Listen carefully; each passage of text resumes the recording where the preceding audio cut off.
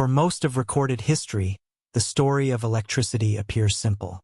It begins with the curiosity of ancient philosophers who noticed static sparks when amber was rubbed with cloth. Then it sleeps for centuries. Only in the 17th and 18th centuries, the familiar narrative tells us, did electricity begin to emerge as a serious field of study. Laboratories appeared. Instruments were invented. Experiments multiplied. From there, the road eventually led to batteries, generators, and the electrified world we now inhabit. This timeline is comfortable. It is orderly. It is widely accepted. But every so often, archaeology reveals an object that does not sit easily inside that narrative. A small clay jar, unearthed in the soil of ancient Mesopotamia, quietly raises a question that historians still debate, because the object appears strangely familiar. Inside it sits a copper cylinder. At its center, an iron rod. Together they form a configuration that looks remarkably like a simple electrochemical cell. And this is where the contradiction begins. What if the idea of generating electricity did not originate in early modern laboratories at all? What if, centuries earlier, someone had already discovered the principle? To explore that possibility, we must travel back nearly 2,000 years, to the landscapes of ancient Mesopotamia, where empires rose along the rivers of the Tigris and Euphrates. During the first centuries of the Common Era, the region surrounding modern Iraq stood at the crossroads of powerful civilizations. The Parthian Empire controlled vast territories stretching from Iran to Mesopotamia. Trade routes connected the Mediterranean world to Central Asia and India. Cities flourished, markets thrived, and artisans produced finely crafted objects from metal, glass, and ceramics. Archaeologists have long studied the technological abilities of these societies. They were skilled metalworkers. They produced intricate jewelry, decorative plating, and delicate craftsmanship in gold and silver. Their pottery workshops created durable vessels and containers used in daily life. None of this suggests electrical technology.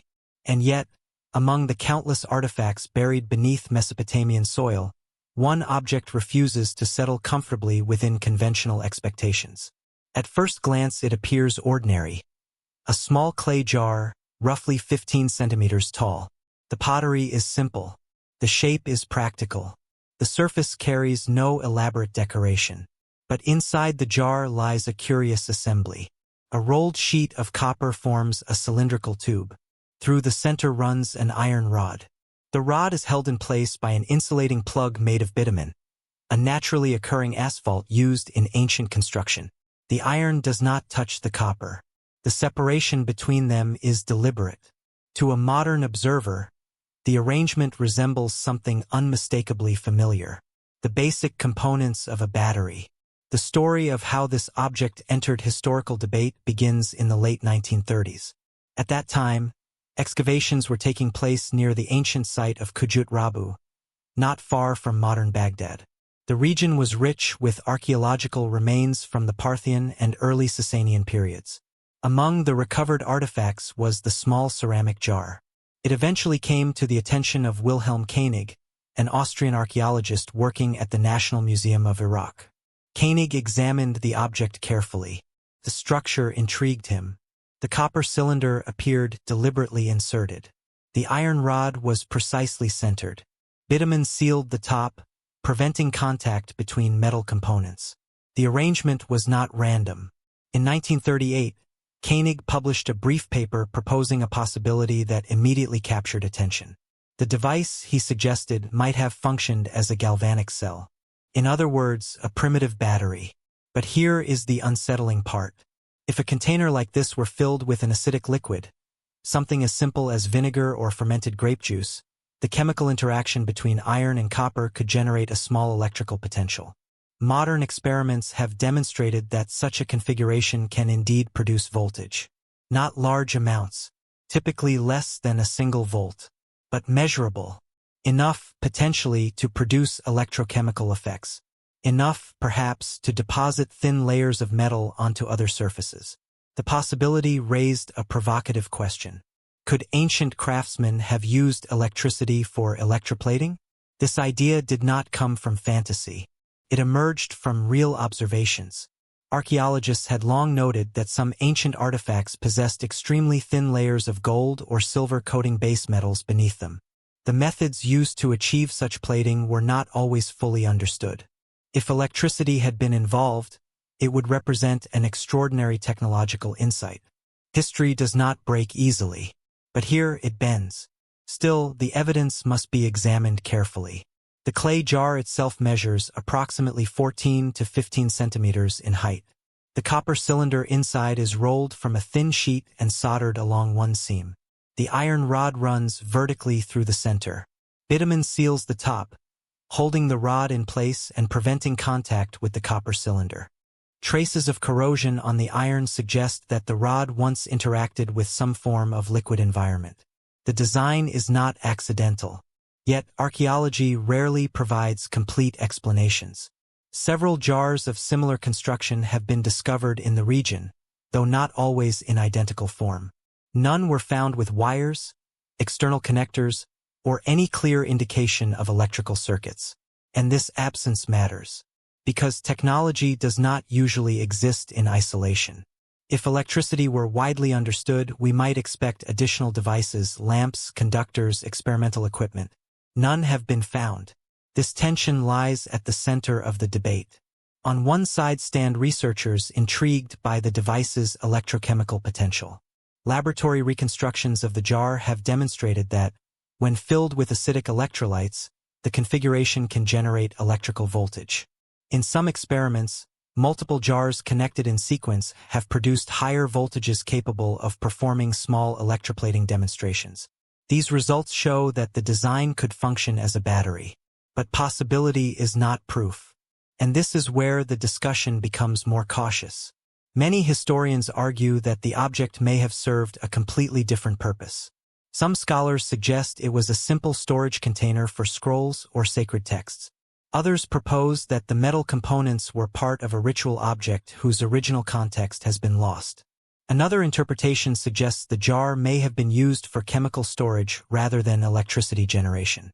Without direct written records, certainty remains elusive. This uncertainty is not unusual in archaeology. Artifacts often survive long after the knowledge surrounding their use has disappeared.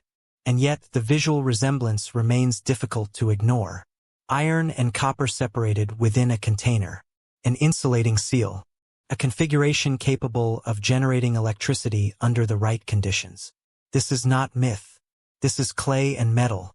Modern experiments conducted throughout the 20th century continued to test Koenig's proposal. Replicas of the jar were built and filled with various electrolytes. Vinegar, lemon juice, wine, even copper sulfate solutions. In many cases, the devices produced small electrical currents. Not powerful enough to illuminate a room, but potentially sufficient for delicate chemical processes. The idea of ancient electroplating gained attention in popular discussions. Yet most archaeologists remain cautious. The gold-plated artifacts from the region can often be explained through well-known chemical gilding techniques that require no electricity. Mercury gilding, for example, was widely practiced in antiquity. This alternative explanation weakens the necessity of a battery. And yet, the jar itself still exists. It still sits quietly within museum collections, its purpose unresolved. Perhaps it was an experimental device created by an unknown artisan exploring chemical reactions. Perhaps it was part of a craft technique now forgotten. Or perhaps the resemblance to a battery is nothing more than coincidence. A configuration that appears familiar only because modern eyes interpret it through modern knowledge. History rarely provides definitive answers for such puzzles. Instead, it offers fragments, objects, possibilities, and questions. The so-called Baghdad Battery occupies that uncertain territory between curiosity and evidence. It does not rewrite the history of electricity. No serious historian claims that ancient Mesopotamia powered cities or operated electrical machines. But it reminds us that ancient technology was often more sophisticated than we assume. Craftsmen experimented. Metalworkers observed chemical reactions.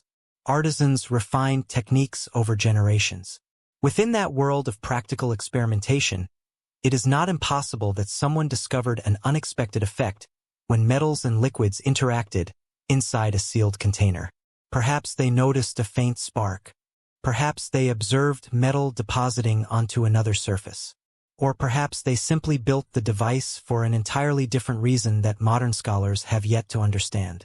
And this is where the deeper reflection begins. History is not a perfectly preserved record. It is a landscape of surviving traces. For every object recovered, countless others have vanished. Knowledge can disappear. Techniques can fade. Entire traditions can be forgotten.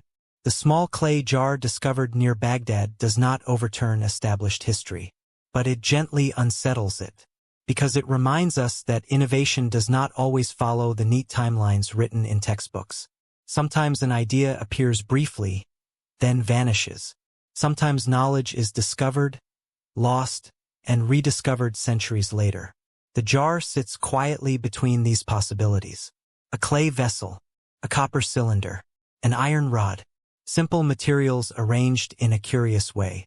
Enough to raise a question that still echoes across the centuries. What exactly did its maker understand?